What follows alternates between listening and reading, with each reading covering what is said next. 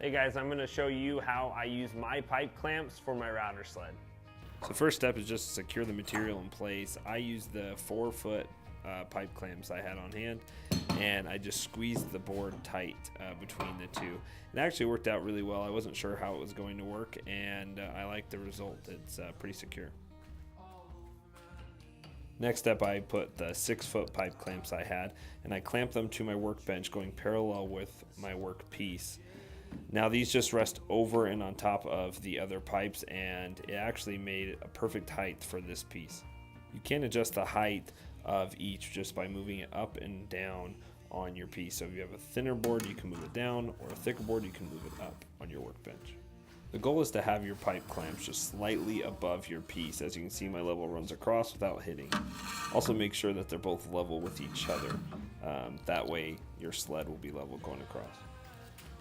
So my router sled is very simple. It's made out of 3/4 inch particle board, just 3 pieces glued and screwed together with the middle cut out for the router and the router bit.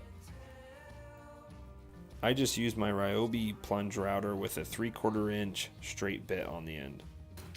So the inside of my router sled is the same width of my router itself, so it can slide across, but it will stay stable.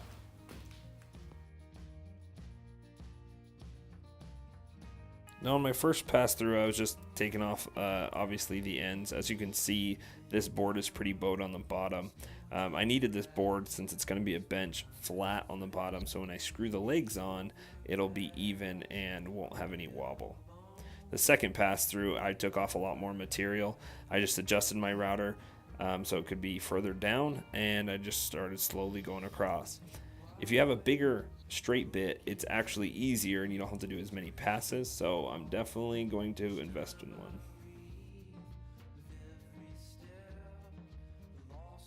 So I had a few questions on why not just throw this into a planer. Well, first off, this board's too big. I only have a 13-inch planer. It's about 18 inches across. So this is a really effective way when you don't have a big planer or don't want to take it to an industrial shop.